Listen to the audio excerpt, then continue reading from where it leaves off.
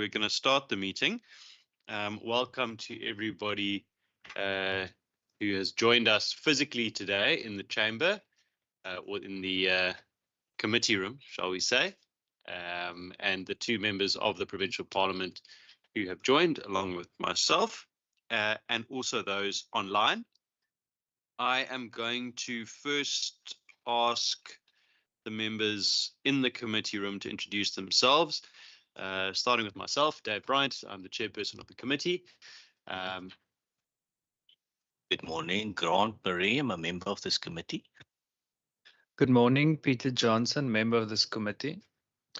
Thanks very much. If we can then move online to the members, starting with Honourable Masipa. Good morning, Chairperson, and good morning, colleagues in the department. My name is Noko Masipa. I'm a member of this committee. Thank you.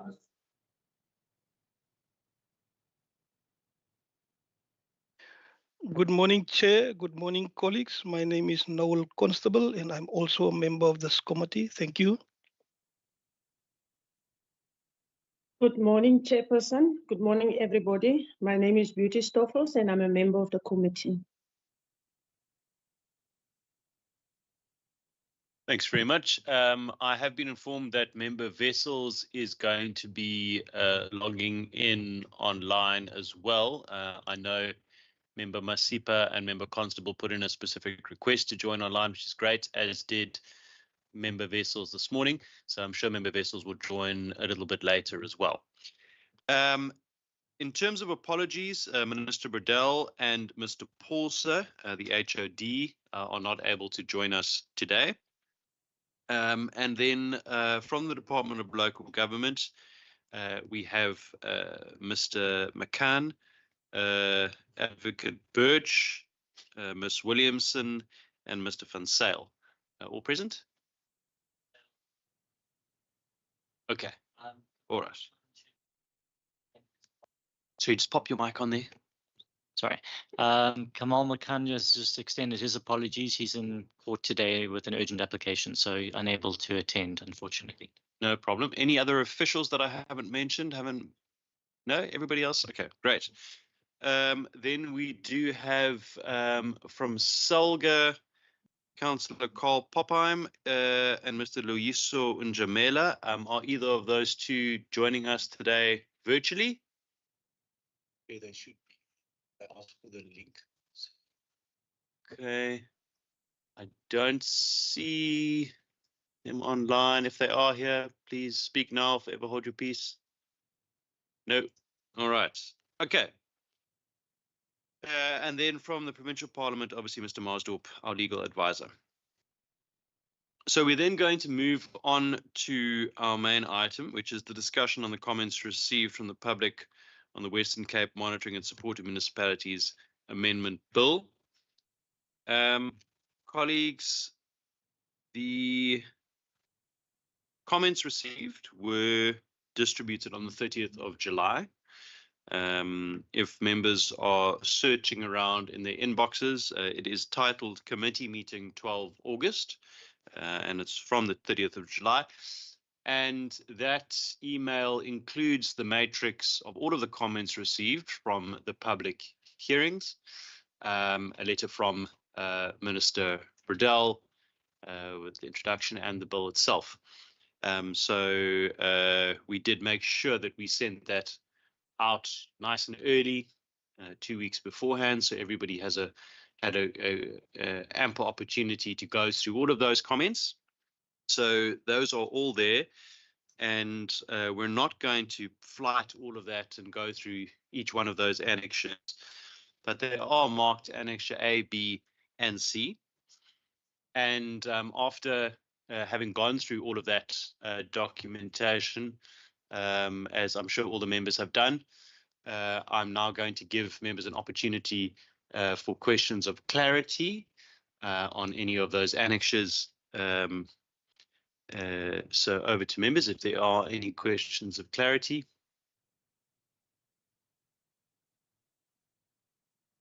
Don't see any. Oop. An echo there. See any hands? Oh, we've got one hand there from member Beauty Stoffel. Member Stoffel, question of clarity? Yes, Chair. I just want to check in terms of the communication sent on that date of July. I have read through the communication, and let me ask first, am I audible, Chair? Can you hear me? We can hear you loud and clear, Member Stoffel, and I'm glad that you received that communication as well. Yeah, and thank you for that. And then I just want to make a point of rectification, Chair. Everybody knows in the chamber I'm sick, and I have asked the administrator to report to you. I will join online, so I'm not sure, maybe there's some communication break there. But nonetheless, in terms of the communication, Chair, I have noted there that everything is there. But in terms of the comments from your office, I could see there that comment, does it nullify the rejection of the members of that public hearing? I just wanted to be clarified on that, because I could see when I read that it kind of nullify whatever was being said. So I just wanted to be clear on that one. Yeah, let me pause there. Thanks, member, for the input. I don't fully understand your question. So everything's divided up. There are 3 different documents that include all of the comments that were made during those public hearings. So those comments are there. So is there a specific comment that you feel has been left out? Because if that is the case, then we can certainly look into that. If you can just refer to which annexure you mean, and where the comment is that's been left out, and we can certainly look into that if that's what you're suggesting. No, I don't refer to any specific comment. I'm just referring to the comments from your office in terms of when the person makes his objection or rejection. Then you will refer then to say, but in the bill, it says the minister will do this and this and this. So I'm trying to check regarding your comments, is that nullifying what was being rejected? Okay. No, I understand. I understand what you're saying, member. Okay, so you're talking about the responses from the department on the side. So you've got, exactly. Yes. Yeah. So those, just to clarify, those aren't my comments. So those would be the responses from the department, which were then sent through as per that covering letter from Minister Burdell on behalf of the department. So the members of the public make the comments, they make the representations, then the officials in the department get an opportunity to respond to those. And that's what's been included there. It's not a case of us then taking those comments and saying, well, that discounts the comment. It's a response from the officials to which we then apply our minds. And that's where the opportunity for questions of clarity comes in. Okay. So it's certainly not it doesn't nullify anything. It's just a way of expanding the public participation so that we have the input, and then we also have those responses. Colleagues, are there any other inputs that anybody wants to make in terms of questions of clarity on those? On the comments that were submitted, yes. After that, we'll move on to item 5, which is going to be looking at the actual proposed amendments. Member Murray? Thank you, Mr. Chair. Mr. Chair, perhaps just a comment on my experience in terms of the public participation process. A lot of the people that were present, perhaps there were comments that were not related to the actual bill. And the public participation process is supposed to be a process where people give their inputs related to the bill. I wonder whether in your opinion, whether we were effective enough to have pre-schooled those in attendance as to the nature of the bill. Have we done enough in terms of the number of comments that was irrelevant to the bill that was presented? I think it's important that we perhaps look at also having workshops before going as a committee to present a bill, so that the public can understand the nature and the impact it will have on their daily lives or on the municipality in this case.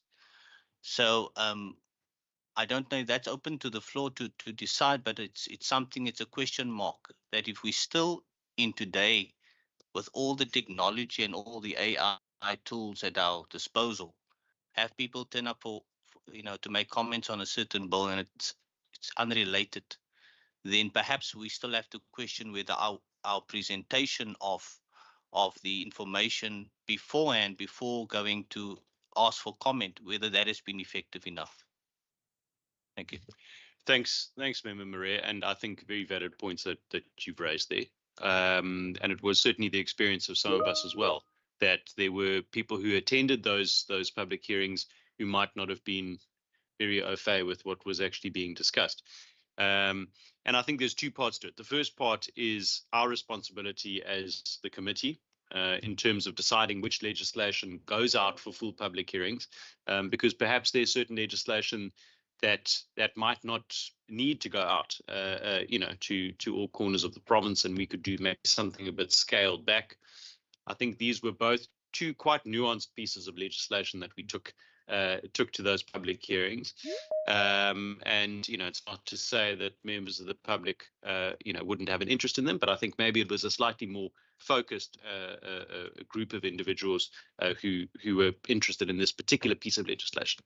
That said, I do think there is a lot more room for us to do the public education more vigorously prior to those public hearings, and it's something that I think we are going to try and endeavour to improve on for the next set of public hearings on the land use planning amendment legislation, which we're going to be embarking on in September. So that point is noted, and it's definitely something we're going to try and improve on. Thanks. We have Member Stoffel again. And then I've got Councillor Anthony Moses. I assume, Councillor Moses, you are filling in for Member Popheim. I see we've also got Member Wessels who's joined. Welcome, Member Wessels. Councillor Moses, I'm just going to take your hand quickly so you can do an introduction, and then Member Stoffel will take your question. Chairperson, thank you so much. I'm representing Councillor Carl Popheim on behalf of SALGA. Our apologies for on his side because of the mayoral committee meeting taking place. But Chair, maybe if you allow me later on, then I will just raise the concern that we have from SALGA side. Thank you very much, Councillor Moses, and you are obviously most welcome to the meeting. Member Stoffel. Thank you, Chairperson. Chairperson, the other thing is that in preparation for these public hearings, we have mentioned that in rural areas there's a problem. And there was a promise from the committee that there will be an interaction with the various municipalities around the public hearings and preparation of it. But to my surprise, there was never interactions because the municipal managers didn't know about these public hearings of us, or have of even confirm whether there was a call or an interaction with the provincial legislature office in terms of local government with the various municipalities. And that also have a huge negative impact on the public hearing itself. So I think in future, we should then work on that, because that municipalities were supposed to support in order for these public hearings of us to really have an impact or really have a positive outcome. But to my disappointment, Chairperson. And also the awareness, I agree with Member Mare. The awareness of this thing, public hearing, was very poor. And as you have said, we will look into it and improve on it. But it's necessary for us to mention, because I think it crippled the rural areas from really to put their view on this matter. I thank you, Chair. Thank you very much, Member Stoffel.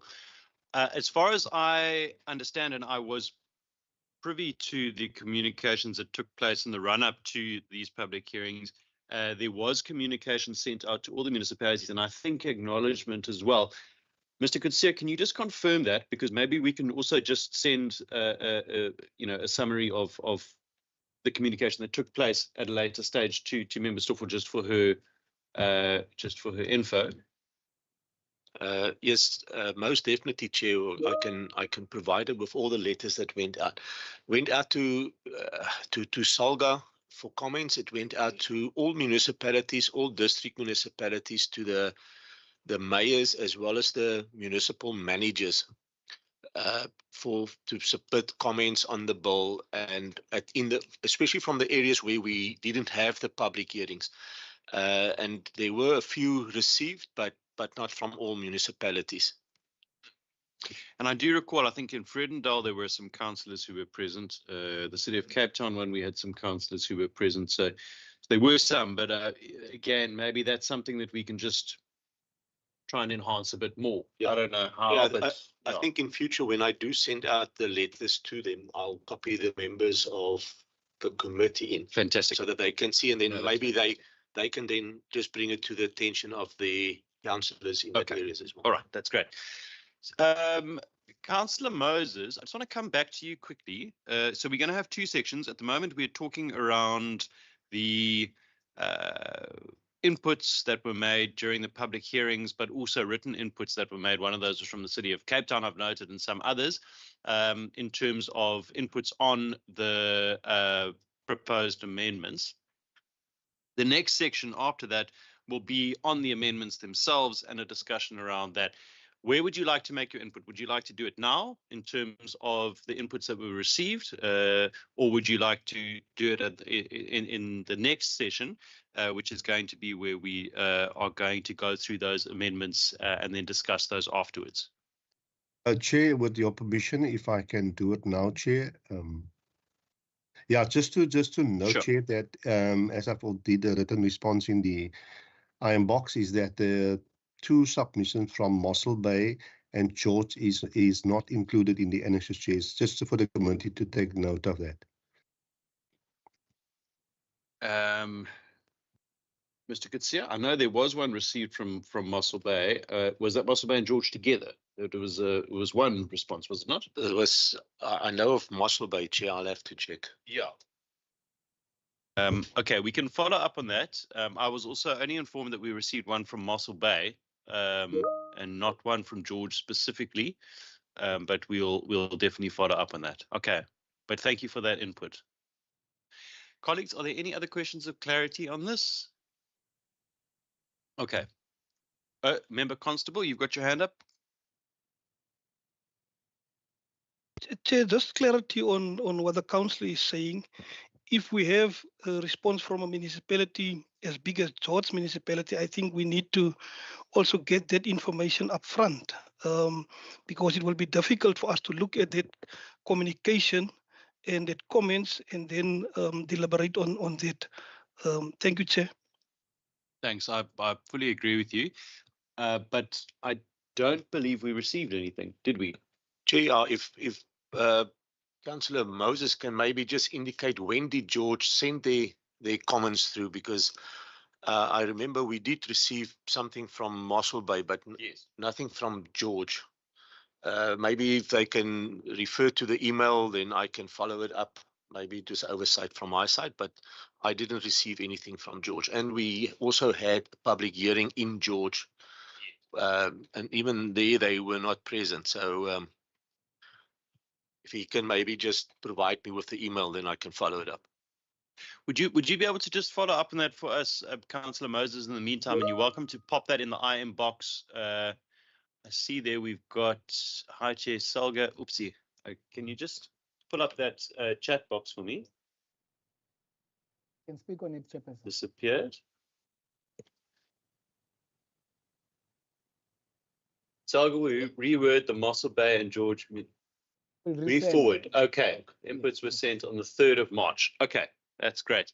So we've received the Mossel Bay one, but we haven't received the George one. But in the interim, we'll have a look at that, and we can give some feedback by the end of the meeting as to where that is. Okay, but thank you for highlighting that. Appreciate it. Mr. Njamela, do you want to make any further inputs? I see you've got your hand up. No, sorry, Chairperson. It was a legacy, and I was trying to explain my chat. No, that's perfect. Yeah, your chat was very well explained. Thank you. Okay. Colleagues, can we then move on in the meantime to item 5, which is the consideration of the amendment bill, and we are then going to ask, if possible, that those specific amendments just be presented briefly, so we can then discuss those afterwards. We have a copy of those, yeah. I don't know who from the department side would like to, Mr. Birch, maybe? Who's going to present? Is there somebody who can go through this? Okay, thanks so much. Amanda Tor from Legal Services Department of the Premier Chair. These amendments we were instructed to propose to the Standing Committee by the Department of Local Government. The draft A bill refers to lines in the amendment bill. The first one on page 4 in line 7, it's proposed to add in the circumstances prescribed after independent persons. In lines 8 and 9, to omit provide support to a municipality and to substitute the words perform functions. On page 11, after line 46, to add the following new section. Insertion of section 9A in Act 4 of 2014. The following section is inserted after section 9 of the Principal Act. Remuneration and allowances, 9A, an independent person designated as an investigator, ministerial support officer, provincial support officer, or local government support officer is entitled to receive reasonable remuneration and allowances as determined by the provincial minister after consultation with the provincial minister responsible for finance. Clause 13 on page 11 in line 48 to omit 13 and to substitute 14, so technical amendment. On page 12, after line 1, to insert the following new paragraph. C, the designation of an independent person as a local government support officer. On page 12, in line 2, to omit C and substitute D. On page 12, in line 6, to omit 14 and to substitute 15. On page 12, in line 44, to omit 15 and to substitute 16. And finally, an amendment to the long title on page 2, in line 18 of the long title, after to delete certain reporting requirements to insert to provide for remuneration and allowances payable to specified functionaries. Thank you, Chair. These are the technical refinements proposed by the department. Thank you. Thanks very much. Colleagues, are there any other inputs in terms of amendments regarding those proposed amendments from the department? Member Murray. Thank you, Mr. Chair. Mr. Chair, I just wanted to know in terms of this independent person or persons, is there anything else in this bill or the amendment that gives more substance to the qualifications to be held by this independent persons? Because I see that it says an independent person designated as investigator. So there's a task for him to do, investigate. Ministerial support officer. Now these positions, according to what I see here, these positions at the moment don't exist. So my second question then is also in terms of, will this person be appointed by the municipality? Is that referenced somewhere in this act, the amendment? And who will carry the financial responsibility of paying the salary of this? Will the municipality carry it, or will the province carry it? Especially when it refers to the local government officer.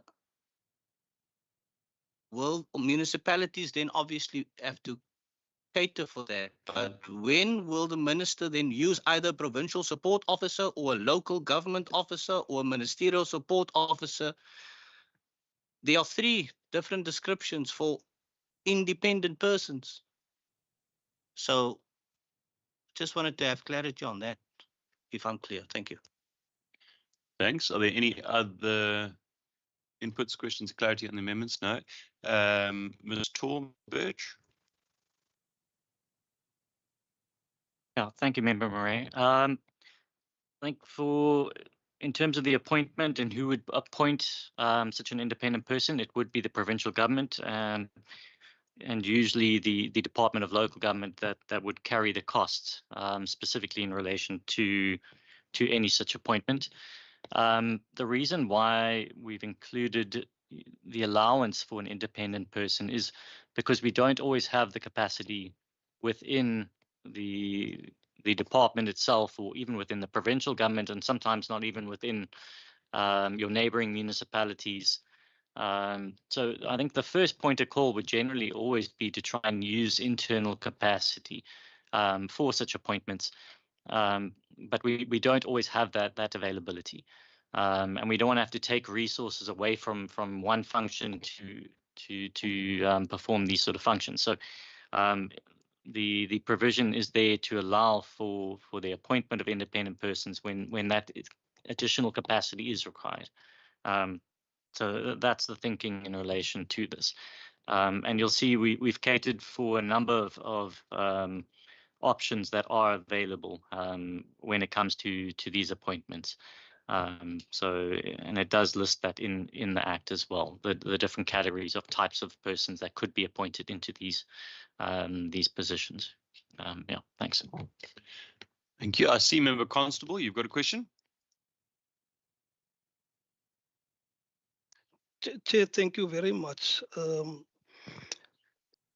Question. The presentation made by the department, is this with regards to the comments that we received from written comments and also from the oral comments? Is this in line with what the people on the ground were saying? Or is this a departmental changes with regards to the bill? Just a comment then from my side also, Chair. I always have the opinion that this bill, and I will raise it again afterwards, this bill is really there to take away the autonomy of municipalities. Whether the department remunerate, whether municipalities remunerate, the appointment of investigators will create problems within municipalities if we don't streamline the process of that appointment. Using Section 106 and even giving it more power to the provincial government We can see it now play out in municipalities. It is used to destabilize municipalities and also as a political tool within the local sphere of government. And that is proven all over the Western Cape already. But I will make that comment. Just answer the question whether this changes is in line with what we heard on the ground, or is it only the department's view on the on what changes must come to the bill. Thank you, Chair. Thanks, Member Constable. I think also just to draw your attention in terms of the previous item 4 on the agenda where we were discussing those inputs, in terms of the matrix that was provided, the input is placed on the side, on the one side, and on the other side are all of the responses by the department to those specific inputs that have been made. And if the department feels that that input is worthwhile and should be included or is material enough to have an impact on those amendments, that would then be communicated in that matrix on that particular comment. So I think that's where that gets taken into consideration. I will allow, obviously, the officials to also to give their inputs in a sec. I just want to quickly take the hand of Member Stoffel. Thank you, Chairperson. Chairperson, in terms of the independent person, I hear what the department is saying there, and also I just want to check in terms of the capacity. Maybe there's no capacity. What is the department think? What is the thinking of the department in terms of trying to capacitate our people to meet that kind of capacity instead of going and looking outside for it? Because at the end of the day, it also takes money from the department itself. Why we can capacitate our people, because you can go to municipalities, you won't find investigators in most of the municipalities. Most of the municipalities, they are contracting this thing outside. And you ask yourself, why there is money to capacitate and send these people to get this to be capacitated and come and do the job. So, and then also in terms of the criteria, I didn't hear really the criteria. What type of a person, what must these people have? What I don't hear about that. It's just what kind of independent person you want. So can there be more maybe explanation around that? Thank you. Thank you, Member Stoffel. Advocate Birch and Ms. Tall. Yeah, thank you, members. I think the additional proposed changes and most of these technical changes that are now being proposed by the department, most of these changes actually came about from the previous engagement with this committee. You know, after the last engagement and the comments that were made by the committee, we went back and together with legal services, we looked at those comments and we tried to amend the act and tweak it a little bit in order to adjust for the concerns that were raised by the committee. You know, some of those concerns specifically related to you know, the independent persons and how they would be financed, for example, and you know what they would be paid. So we included, you know, relevant provisions there that the minister must engage with the Minister for Finance to determine any such amounts that are paid. Another one, for example, was the regulations. So allowing the minister to promulgate regulations that detail the appointment of independent persons, so that more details can be provided in the regulations in relation to such appointments. So we've tried to cater for the comments of the committee through these amendments. Then Member Stoffels' comment on the independent persons and also the municipal forensic capacity. There is a strong move within the department to move a lot of these investigations to be conducted by internal investigators. The committee is aware that the municipal forensic unit was established within the department. That unit has been staffed as well, and we've now had our first designation of those internal members who are starting to conduct the 106 investigations internally within the department. So yeah, we are moving towards that, and we agree. It would be better to have those investigations internal and to build up that capacity. And then using that capacity as well is to engage with other officials within the department and then build on anti-corruption measures and start linking those measures as well. So yeah, that is something we are looking at. Thanks.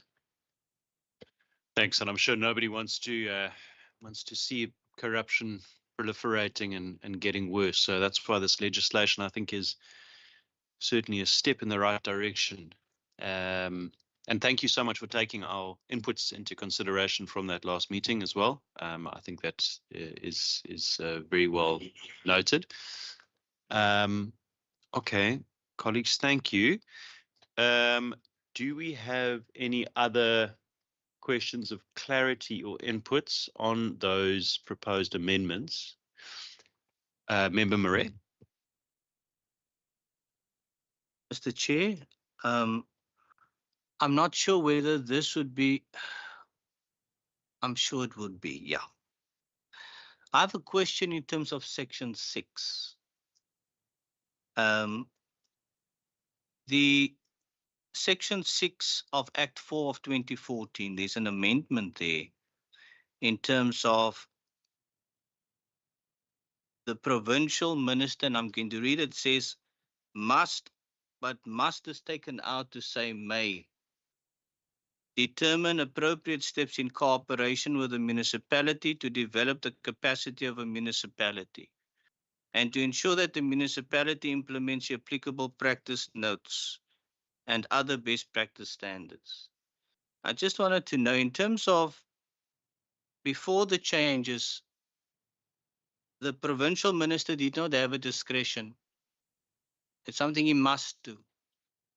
So is a recommendation from the department that we don't want to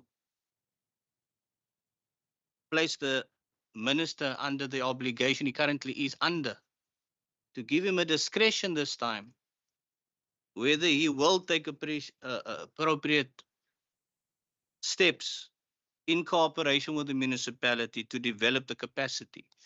If I go to the Constitution,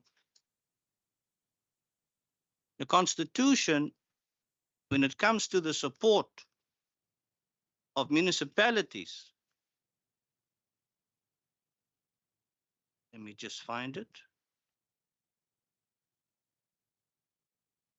Section 154 of the Constitution, it says the national government and the provincial governments, by legislative and other measures, must support and strengthen the capacity of municipalities to manage their own affairs, to exercise their powers and perform their functions, of which some of their functions are obviously to also comply with legislation.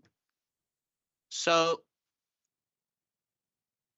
according to the department or maybe the legal advisor, are we still complying with the Constitution when the Constitution specifically doesn't give the provincial government a discretion when it comes to supporting and strengthening municipalities? When we take out this provision out of our act to say must now be replaced with may? Just a question. Thank you. Thank you very much, Member Murray. I don't know who would like to have a stab first, Mr. Marsdorp or Advocate Birch. I don't know who wants to give that a go. Yeah, thanks. I think the issue here is the provision comes about when it's determined essentially that, so from issuing a notice in terms of section 106(1)(a, and then it's determined that the municipality is not able to fulfill a statutory obligation, and it's specifically in relation, and it's caused by incapacity within the municipality. So in those circumstances, the provincial minister, as it currently reads, must determine appropriate steps in cooperation with the municipality. And I think the issue there is if there isn't cooperation with the municipality, then there's this obligation that you must do certain things. And you must develop that capacity of the municipality and ensure that it implements applicable practice notes. This has been raised specifically in relation to, from the comments as well. I think the City of Cape Town raised the practice notes and was actually against forced implementation of practice notes, for example. So this provision, as it currently reads, is actually a mandatory obligation on the minister to impose and almost force cooperation from the municipality. So the provision's actually trying to make it so that it's a more cooperative mechanism in relation to this. It's not going to stop. There's an obligation on the provincial government to support municipalities, and that constitutional provision doesn't stop. We're just amending the provision in relation to this specific section and what support is provided in relation to these instances, to allow more discretion in relation to it. And yeah, I think that's pretty much else. Yeah, thanks. Mr. Marsdorp, I don't know, in terms of the constitutionality, because that was one of the queries that was raised. Yeah, Chair, I'm actually also following the colleague's reasoning and the context that he provides. It is indisputable that there are various instruments which obliges the minister / the government to capacitate, to support, to monitor, to investigate, etc. And those are there. I don't think we're even touching that. So Member Murray's concern is certainly being addressed. However, even that fine line between monitoring and intrusion, between overreach and support, that fine line is being managed by the discretion that is afforded a minister. There is an argument that this bill in its entirety seeks to undermine the sovereignty of municipalities, etc., etc. If that was the case, we wouldn't have had this conversation about a discretion. Then there would have certainly been a mandatory, an obligation. A may would have been a must if one wants to be consistent with that narrative. In the context, as the colleague has mentioned now, the discretion afforded is indeed a prudent one and certainly doesn't detract from the constitutional mandate, the constitutional imperative imposed on the minister to capacitate or intervene. That pertains slightly only to the practice notes, etc. Thank you. I think there's two very, very succinct and clear answers. So as I understand it, as somebody who's not a legal professional, your concern around the clause is actually being addressed by the clause in a sort of roundabout kind of way. I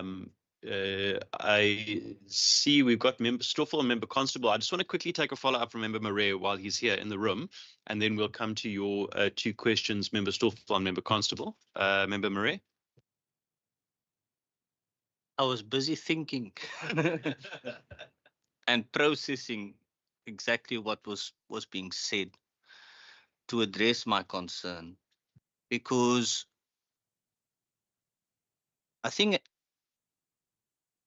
having coalitions currently, and we need to bring this into the conversation, because any amendments that we're doing now must also take into account what's happening in municipalities. We're going to be faced with a whole lot of coalition governments. And so allowing a certain minister of a certain political party discretion could be sometimes be used not in favor of a specific municipality that actually needs his expertise or the expertise from the provincial government. I'm just trying to look at a scenario and to see whether these amendments are going to address the new scenarios that are about to play out in municipalities. So they are ANC-run municipalities. So the minister will one day decide, hey, I use my discretion whether I'm going to support this municipality to get them out of their current mess or not, or to investigate. I will decide. It's not going to be like the Constitution says, you must support and strengthen municipalities, irrespective of who's in charge of the municipality. And so that is the nature, and that is where I come from when I ask this question in terms of the discretion. But if the department and if our legal advisor says that it will still, within the context provided, will not deter from the minister's obligation, it's just, that's a concern I have. I think it's a valid concern, but I also, if the legal advisor feels that we are still within the framework of the Constitution with these amendments, then I will accept. But I also wanted us to address the political play out, the political scene that is about to be played, and I want us to keep that in the back of our heads in terms of the current status in municipalities, and 2026 being around the corner, more coalition governments and the political play that is at hand. Thank you, Chair. Thanks, Member Murray. And I know the officials obviously can't comment on the politics at play, but in terms of the sort of safeguards and the guardrails that are put in place to prevent that from happening, obviously there's always a level of ministerial determination when it comes to these sorts of things.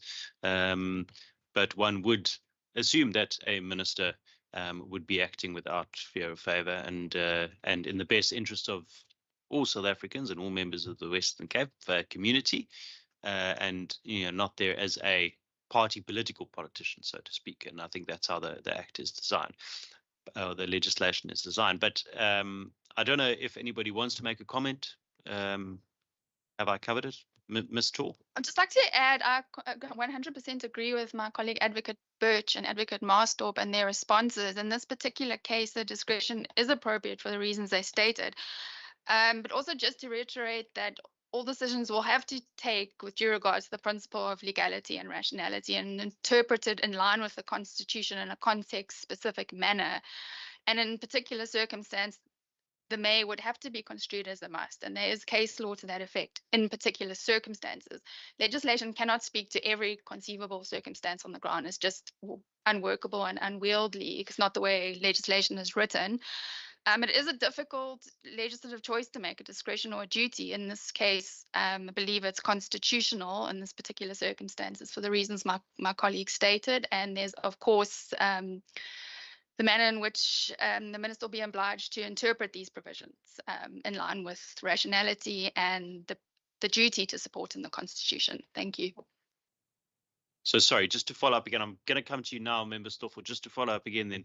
So if one had a particularly malevolent minister, for instance, do you think that the provisions within this legislation in terms of these amendments would provide the general public and the Parliament, for instance, with enough wherewithal to intervene if need be? Yes, Chair, I believe that is the case. Interpreted in line with the Constitution, the provisions have been carefully drafted in that manner. Okay, thank you. Member Stoffel, then we've got Member Constable, and then we've got Member Masipa. We'll go Member Stoffel first. Thank you, Chairperson. Chair, I just want to check with the legal department, and it's that in everything that they are presenting to us, it have to do with capacity. I'm sorry to go back to this issue. Don't they think in bringing this bill, they should also bring to us the issue of capacity, and how are we going to deal with this issue of capacity? Because now they bring this bill to us knowingly that the Department of Local Government in the province don't have this kind of capacity.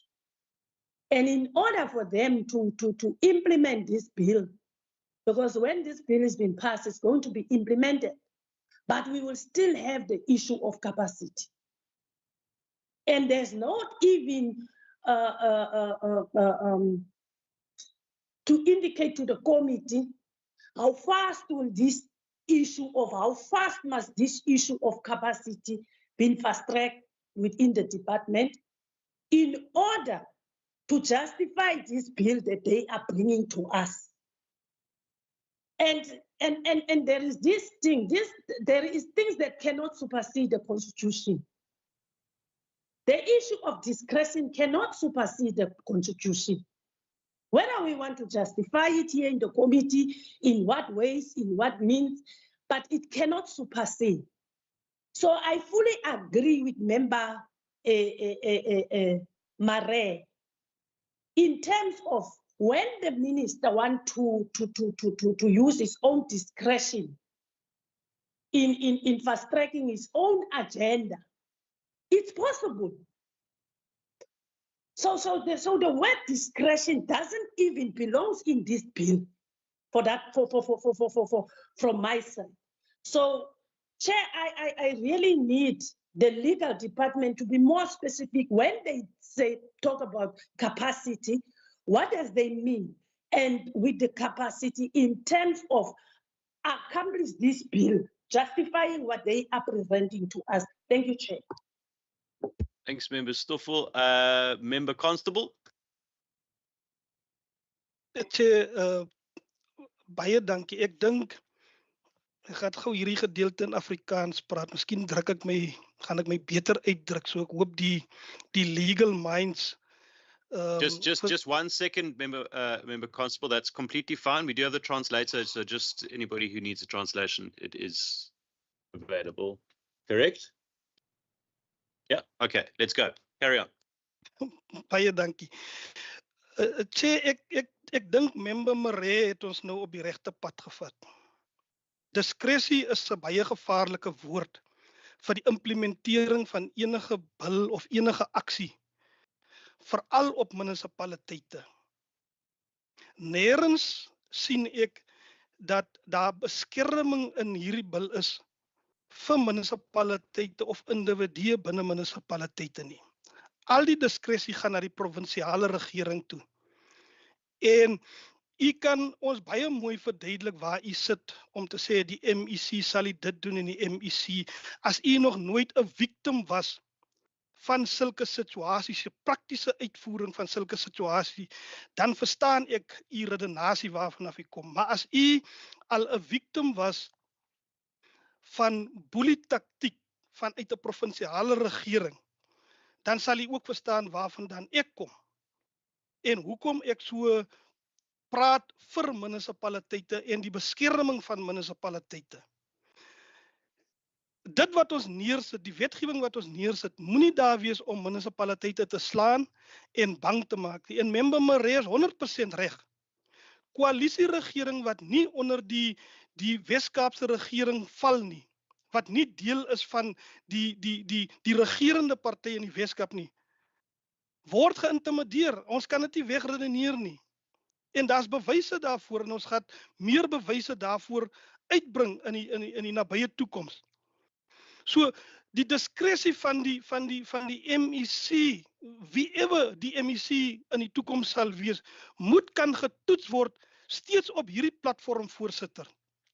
voordat hy sy diskresie uitvoer en gaan implementeer op plaaslike regering, moet dit kan getoets word either deur 'n komitee of either deur Scopa of whatever, sodat hy nie in 'n hoekie sit en sy diskresie gebruik om munisipaliteite te intimideer. Ek dink dis wat ek graag wil teweegbring by ons legal minds, en dat hulle ons moet help om munisipaliteite ook te beskerm binne hierdie wetgewing. Ek sê weer, as u nog nie aan die ander kant gesit het nie, is dit maklik om die MEC en die bil te beskerm en dit te bring na ons toe. Maar as u aan die ander kant sit of gesit het, dan sal u verstaan wat ons redenasie is. En ek moet sê dat as ons ten minste munisipaliteite toelaat om ook 'n insaag te lewer wanneer ons kom by ondersoeke, sal dit miskien meer vir my sin maak. Maar op hierdie stadium moet munisipaliteite sit en aanvaar wanneer ondersoekers by hulle deure instap en hulle ondervraag en hulle dreig, sommige tye soos wat ek 2 weke gelede gedreig was, deur 'n ondersoeker wat 'n Section 106 doen in 'n sekere munisipaliteit, en raadslede word gedreig om te sê as jy nie gaan kom nie, dan sal ons maar die polisie na jou huis toe stuur. Maak hierdie bil voorsiening om ons te beskerm in daai gevalle? Ek dink nie so nie. So voorsitter, dit is my inset op hierdie stadium. Dankie. Baie dankie, Member Constable. It was Member Masipa. We'll take your hand as well, Member Masipa, and then we'll go to answers. Thank you, Chair. Colleagues, good morning once again. So in reading, obviously, the Constitution, Chapter 5 of the Provincial Government Constitution, 52 2, obviously make an obligation that Western Cape government, by legislative and other measures, must support and strengthen the capacity of municipalities manage their own affairs, to exercise their powers, and to perform their function. And further on, Chapter 554, 1, make a provision that the Western Cape government must, by legislative or other measures, provide for the monitoring and support of local government in the Western Cape and promote the development of local government capacity to enable municipalities to perform their functions and manage their own affairs. I think 2 basically, wraps it up, that the Western Cape government has legislative and executive authority in terms of the national constitution, not in terms of only the provincial constitution, but the national constitution, to see to the effective performance by municipalities of their functions in respect of matters listed in Schedules 4 and 5 of the National Constitution by regulating the exercise by municipalities of their executive authority. I think that really, for me, talks to why this bill is important. And the 4B obviously talks to the minister, provincial minister may, on receipt of allegation and so forth, proceed with his investigation. So I do believe that, the amendments that are being considered here do address the constitutional requirements. And as such, I think the fears that obviously, the colleagues are expressing could actually be addressed through, holding the minister accountable through using the Constitution. If ever such, whatever, move is made by the minister to use his power without really taking into account that it is important to respect the Constitution. So that's what I thought is my contribution here, because I think we've been talking about this, that the minister might abuse the powers and so forth. So I just thought that I should link what we are considering to what the provincial constitution is saying to us. Thank you, Chair. Thanks very much, Member Masipa. And yes, I think there are a number of comments that we did hear in the first round of the committee meeting, some of which have been taken cognizance of in the amendments. And obviously we're speaking mainly to these amendments now, but those inputs generally, Advocate Birch, Ms. Tor, Mr. Marsdorp, I don't know if anybody wants to respond to any of those. Over to you. Yeah, thank you, Chair, and thank you, members. I think just to respond to Member Stoffels in relation to the capacity issue and how we're going to deal with capacity, through this amendment bill, the department's not proposing to appoint additional internal capacity through this bill itself. I think what we're actually trying to do in a way is to try and use this bill to work smarter, to use the limited resources that we do have, and to be able to where we do have capacity to be able to pull those together. So, a nice example is, for some of these support officers that can be designated, for example. If we look at the proactive monitoring and what the intention behind that section is, for example, what that allows is for the minister to designate someone who then goes into a municipality, determines compliance with the municipality's own policies, looks at their operating procedures, their standard operating procedures, their manuals, looks at what the municipality themselves have developed in terms of how they want to run their municipality. And that person assesses how they are doing that, how the municipality is implementing their own policies, how they're implementing the laws that they're required to comply with, to look at identifying risks and suggest improvements for certain procedures. So those are just some of the things that they can go in there and sort of do. It's to assist the municipality here. It's not the province coming in and dictating. It's ultimately that report that would be developed from those findings would be given to the municipal council for the council to then implement which provisions they would like to implement. It almost, the way we're looking at it, it gives the council more powers. It enables council. It gives them a better understanding of what's actually happening within their own municipalities. We get complaints from councillors that they don't always see what's going on in the municipality, down on the ground, even within their own buildings. So, it's that sort of thing that would enable them to then take corrective action to address those issues. And in terms of the capacity issue, what the Act allows is, so if this is specifically someone from a supply chain perspective, for example, then we can rope in our provincial treasury colleagues and the supply chain unit within provincial treasury and use an official from there who could then be designated to perform this function.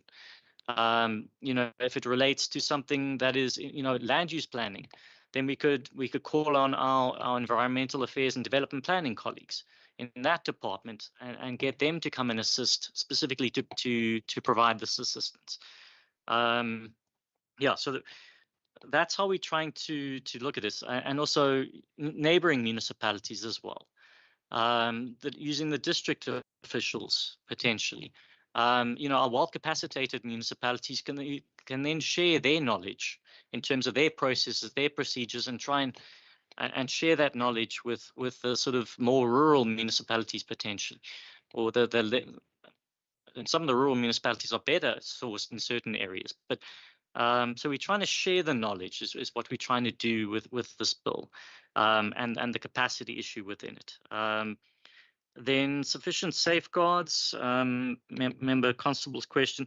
I think there are sufficient safeguards within our legal provisions and our legislation, be it PAJA, the legality and rationality type reviews, our courts, challenges that are ultimately made to any decisions.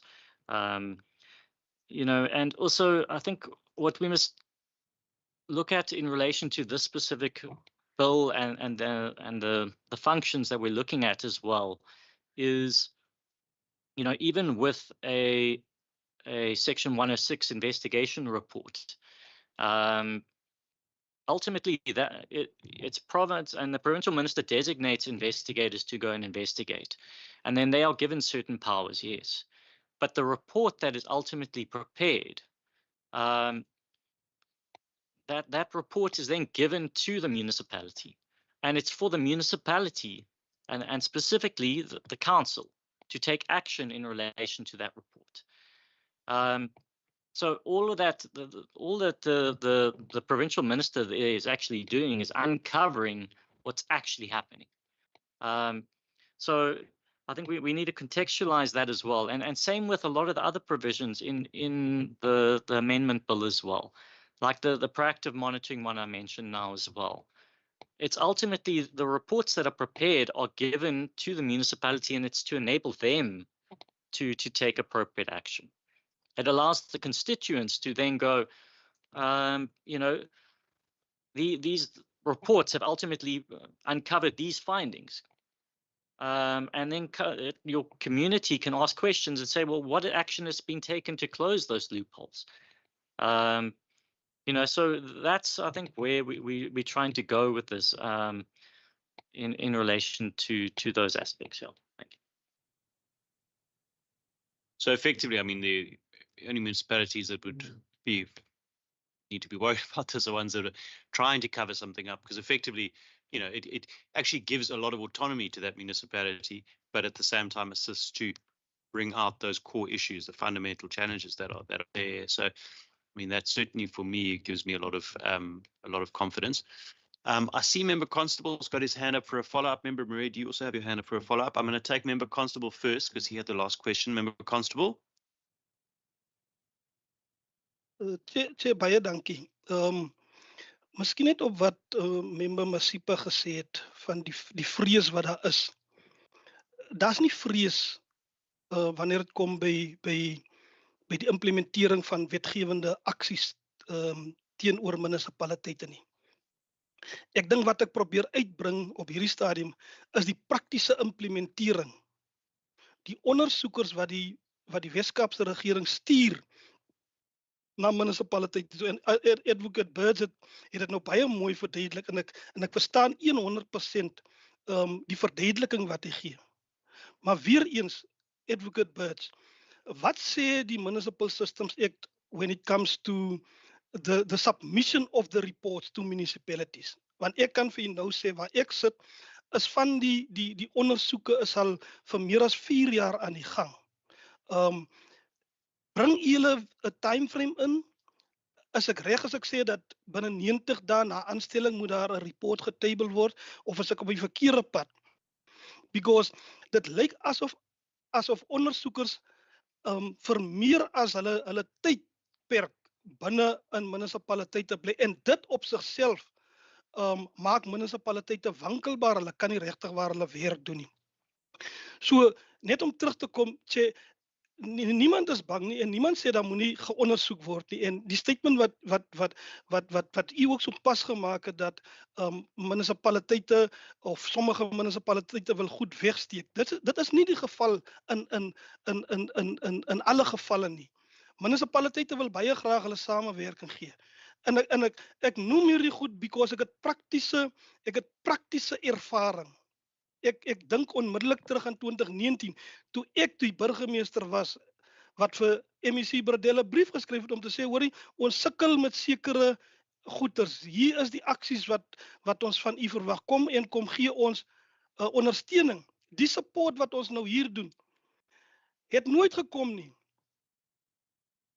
2 maande, 3 maande voor die local government election, ewe skielik word dit geïmplementeer. Dit disrupt sekere partye se hele verkiesingscampaigns. En dit is die tipe praktiese goed wat op die grond aangaan, wat munisipaliteite destabiliseer. En ek dink die vrees wat dan daar is, member Masipa, is exactly dit. Die beskerming van die regte van die munisipaliteite en die individue wat deel uitmaak van daai spesifieke ondersoeke. Thanks, Chair. Thanks very much for that, Member Constable. And I think some of the challenges you've experienced are probably exactly one of the reasons why it's important for us to get this legislation amended and move towards a resolution. Member Marais, follow up, and then we'll take any comments or inputs. Mr. Chair, now I just want to say that we are all committed to really wanting to root out fraud and corruption that's happening in the country and within our municipalities. By asking these questions, we just want to sharpen the sword. We don't want a blunt weapon. And I feel, in my own opinion, that this weapon must be sharpened to such a degree that the minister is not being given too much discretion, but to treat every municipality that needs assistance the same, because he's the minister. He's no longer DA or ANC minister, he's now the minister. So while I welcome the responses of the department and the our legal advisor, I do still have a concern hanging over me about the political maneuvering and using certain circumstances for political expediency. But having said that, I have one final question, if you don't mind, just to the department. In terms of proactive monitoring, is there anything that prevents the minister from proactive monitoring of municipalities without any of these amendments taking place now? Thank you. Mr. Birch. Thank you. I think another relevant provision I'd just like to draw attention to as well is Section 3 of the Act and how that's intended to be amended here as well. Currently it only allows for essentially the municipal council to request specific assistance from the minister in terms of the Act. And what we're trying to do here is open that up as well. So allow for the municipal council to ask for assistance specifically in relation to their functions, the speaker to ask for assistance in relation to his functions or her functions, the mayor to ask for assistance in relation to their functions as well, and the municipal manager to also. So currently, if there are challenges that a municipal manager is having and the council's not in agreement to request assistance, then that avenue is blocked off at the moment. So what we're trying to do here is open that up, and it's specifically in relation to their own functions. So if a specific speaker is struggling with a specific aspect of their own function, then they can request assistance. They don't have to go through and ask the council itself as a collective to ask for that assistance. So we're looking at that as well and trying to open that up as well, so that it through that as well, it'll hopefully stop requests for assistance being politicized as well. So we're looking at that, and that's one of the proposed amendments as well. In relation to the proactive monitoring, at the moment, our monitoring is limited to the information that is available to the provincial government. And there is limitations on that. Municipalities do not have to share certain information with national or provincial governments. They're legally obliged to provide certain information, and a lot of that is detailed in the MFMA, for example, and the Systems Act, and it specifies what certain information needs to be provided. But again, there are limitations on that as well. For example, a municipality must report, irregular expenditure. What they don't necessarily have to use the details in relation to that irregular expenditure. All the detail in relation to how that came about, and if you look at there's a lot that can go into that, and a lot of factors that can factor into how such irregular expenditure is incurred. For example, just providing a number, that X amount was incurred.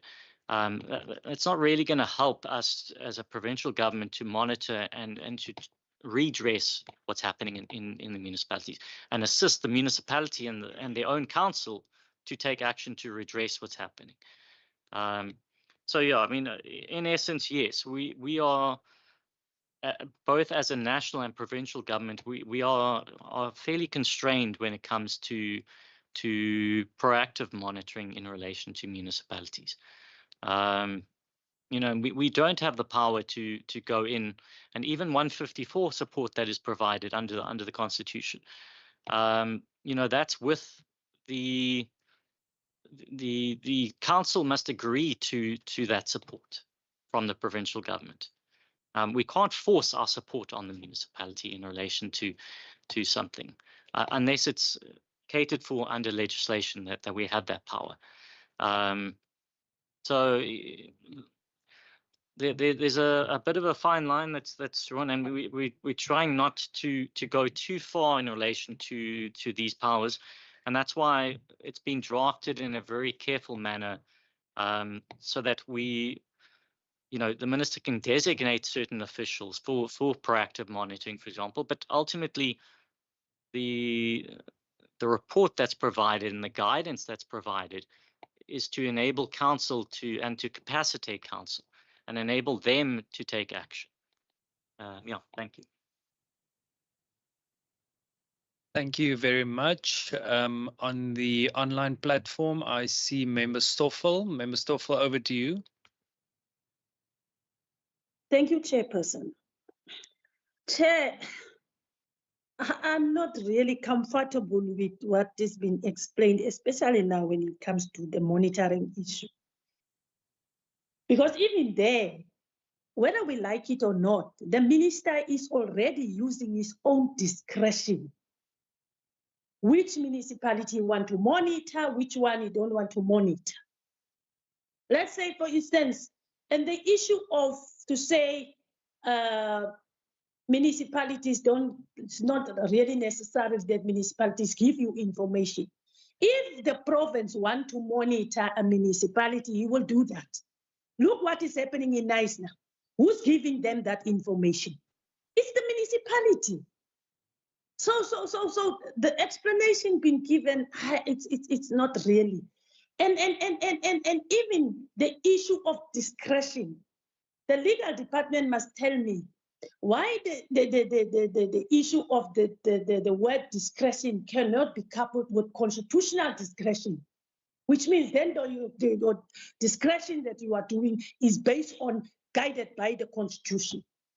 But now it's just a vague name, discretion, where it can bring in these stumbling blocks that the members is mentioning, political revenge, all that things, because the minister is just using his own personal discretion away from what is really expected from him as a minister to implement, rightfully so, guided by the Constitution. Now we hear all these kind of things, even proactive monitoring and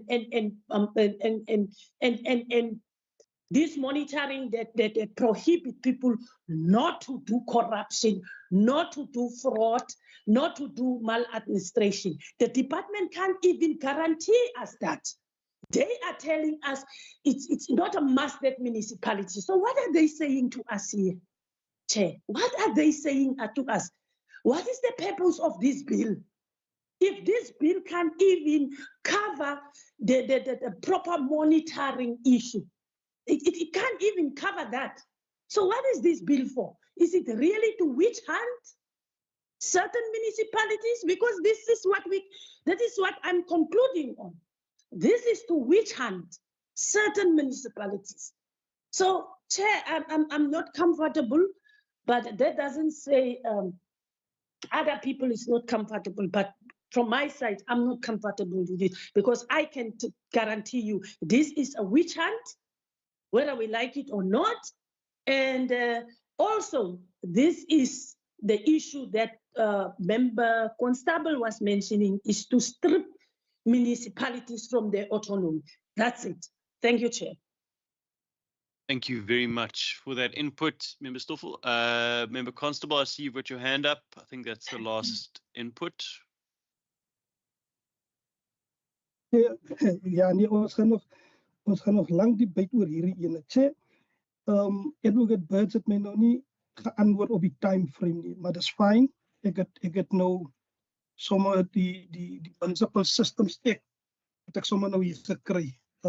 Ek wil net vir u lees, want ek wil hê u moet verstaan dat in die wetgewing, even in die amendments wat u bring, is daar nog geen protection vir municipaliteite nie. Section 106(1)A sê die volgende. Hy sê, the MEC must table a report detailing the outcome of the investigation in the relevant provincial legislature within 90 days from the date of which the MEC designated a person or persons to investigate the matter, and must simultaneously send a copy of such report to the minister.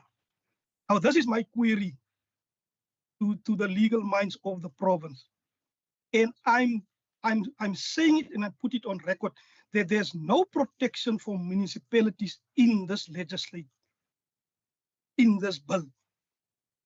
How can an MEC have a discretion to continue with an investigation for more than 3 or 4 years within a municipality? Where do you come in as administration of the provincial government or the legal minds of the provincial government to tell the MEC, look, you are now playing a political game because your 90 days was up already. You started this process in February 2021. 90 days from that is May 2021. Yet in 2025, you continue with this. Is this legally sound? Is this legally fair? Is this the fairness that and the transparency that Member Masipa is talking about?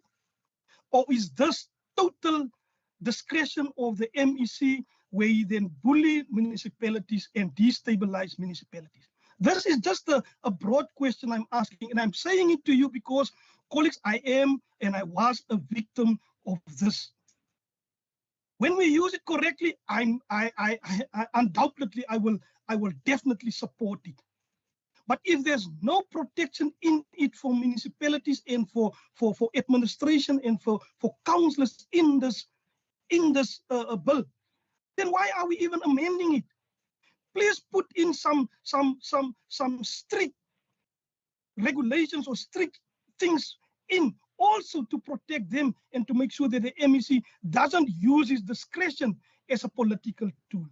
This is just one example. I can give you more than 10 examples where the MEC uses his discretion just to make sure that he hit at municipalities. 90 days. Please calculate 2021 up to 2025. Are we still in 90 days? This is only one report that I'm talking about. There's more than 4 or 5 reports. And yet those reports doesn't come to municipalities. There's no way that municipalities can look into it. Chair, this is not something that we can just allow to happen. We want to support.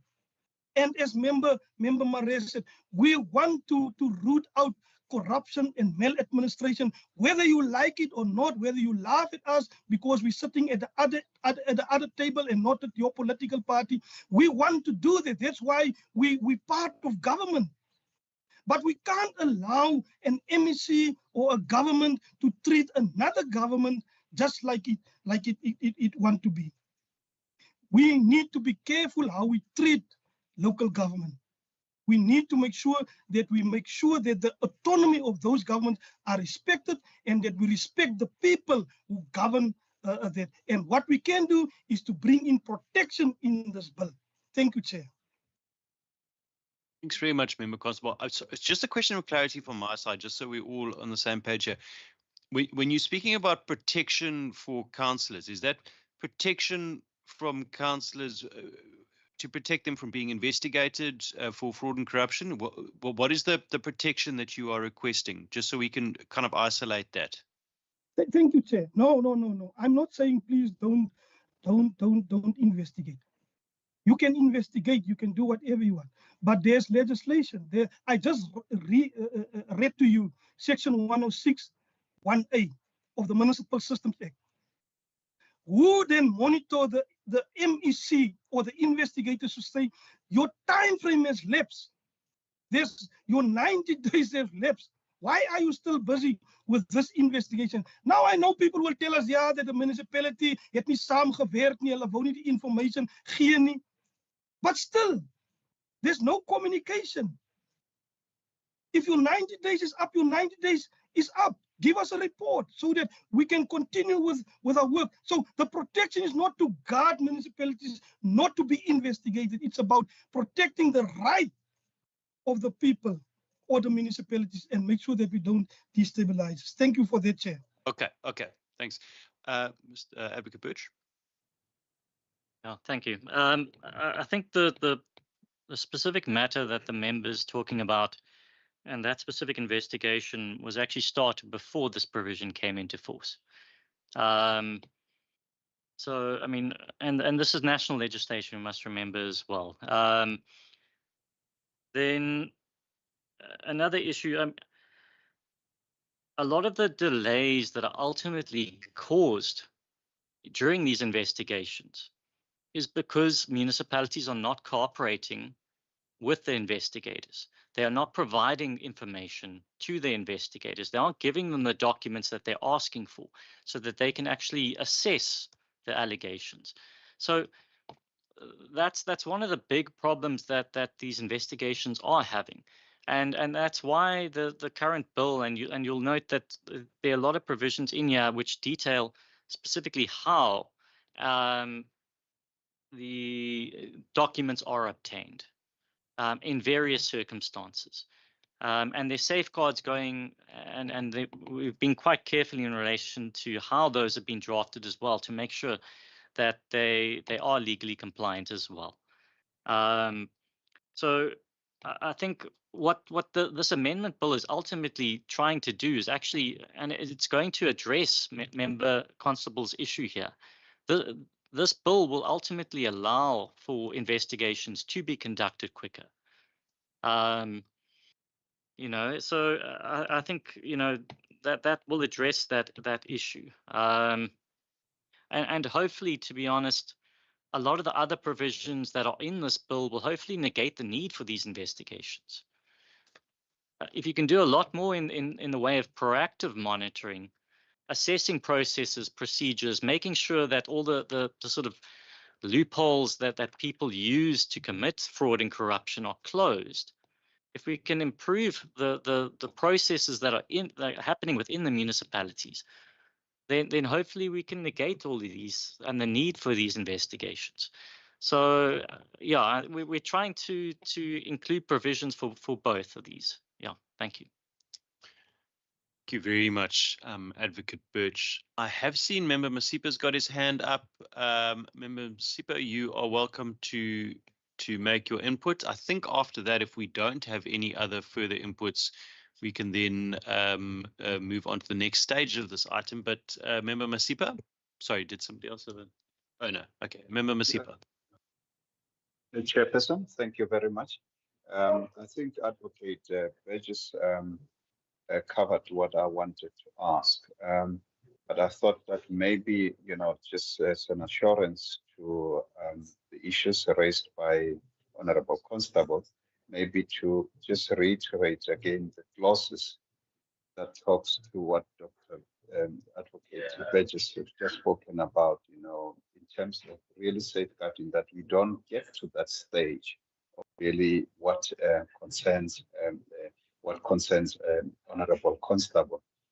Because the bill, in my understanding, is that it's trying to avoid to even get to that stage, to make sure that we mitigate this kind of issues that we've experienced over the years. So I thought he covered it, but I think maybe just to highlight those particular clauses and also the time frames of this kind of work when, the bill, where the bill highlights, the time frames in terms of really avoiding prolonged kind of investigation as if there's a political witch hunt, as Honorable Stoffel is putting it. But I think what we must also remember is that the Constitution that doesn't say the minister or the local government may, it says must. So in line with the provincial constitution and the national constitution actually compels the minister to take action, because if he doesn't, then legally action will be taken against him. So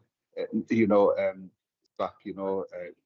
really can't get out of this function. It is a function that must be carried out, but it must be carried out responsibly. Yeah, thanks, Chair. That's really my input in this regard. Thank you, Member Masipa. Colleagues, just in terms of the way forward with this, we can move on to the next phase, which is the formal consideration of the bill. But before we do that, the departmental law advisors and our Western Cape Provincial Parliament law advisors need to go through those amendments, just make sure that they are all in line with the law, and also to do the translations for us. And that sometimes takes a bit of time.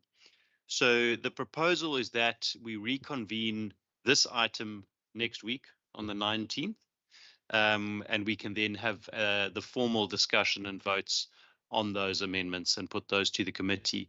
If you're happy then for us to just take this in principle now so that it can get sent through the legal team and we can do the translations, and then we will come back to this item on the 19th. If that's okay, members, if we don't have any objections to that, it just saves us time instead of doing something and then finding out later on that there was a little mistake which needs to be rectified. Mr. Kutsia. Jean, sorry, and then also just the comments from George and Mossel Bay Municipality that I would submit to the department. Okay, so we have located those, and wonderful. Thank you again, Councillor Moses and Mr. Njamela for raising that. They were in the system. For some reason, they were just hadn't come through for this meeting, but they will be adequately responded to by the time we come to the formal consideration of the item on Tuesday next week. So thank you again for that. All right, colleagues, we can then move on to our committee documents, and Mr. Birch, Advocate Birch, Ms. Tor, you are more than welcome, you and your team, to go and grab a coffee and a snack outside and leave us, unless you are particularly interested in our minutes of our previous meetings. But thank you very much for coming and for all of the inputs and the responses, Mr. Marsdorp, as well. All right. Great. So the minutes of our meeting of the 5th of August have been distributed, and they're pretty straightforward. Do we have a proposer and a seconder for the adoption of those minutes? We have Member Peter Johnson proposing, and Member Noel Constable will be seconding. Thank you, colleagues, for that. I assume that's a second. Yeah, thank you, Member Constable. Yes, it is, Chair.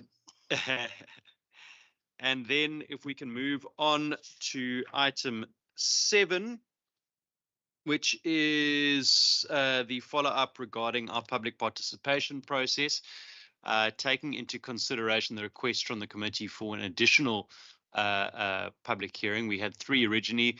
We have taken that into consideration, and we've put it down for 4. So to have one in Cape Town as a hybrid in the chamber, then the West Coast, Langebaan, Saldanha, Cape Wine and Stellenbosch, Garden Route, Plettenberg Bay. That's 4 public hearings on the Western Cape Land Use Planning Amendment Bill. The dates for the West Coast proposed the 16th of September and the Garden Route 17th of September. We'll then have a break and we'll do the Cape Winelands and Cape Town on the 30th of September and the 1st of October. Proposed advertising in Die Burger, Cape Argus, Westlande, Paul Post, Eikstad News, Knysna Plet Herald, and then voice and video clips that will be placed on the Western Cape Provincial Parliament website and social media. We'll also be sending out letters to SALGA, all the municipalities, stakeholders, it's the ratepayers associations, and we've been advised that one of the best ways to do this is actually via the ward committees through the municipalities themselves. Also on social media, the Western Cape Provincial Parliament's website, the Western Cape Provincial Parliament's Facebook, the Twitter, and the Instagram. Colleagues, those are the proposed dates, locations, and operating procedures for the public hearings on the Western Cape Land Use Planning Amendment Bill. Can we proceed as set out? No objections. Thank you. Chair. Okay, thank you very much.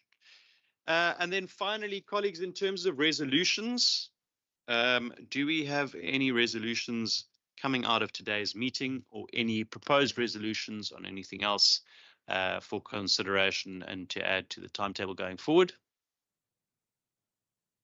See no hands online. We have a member, Marais.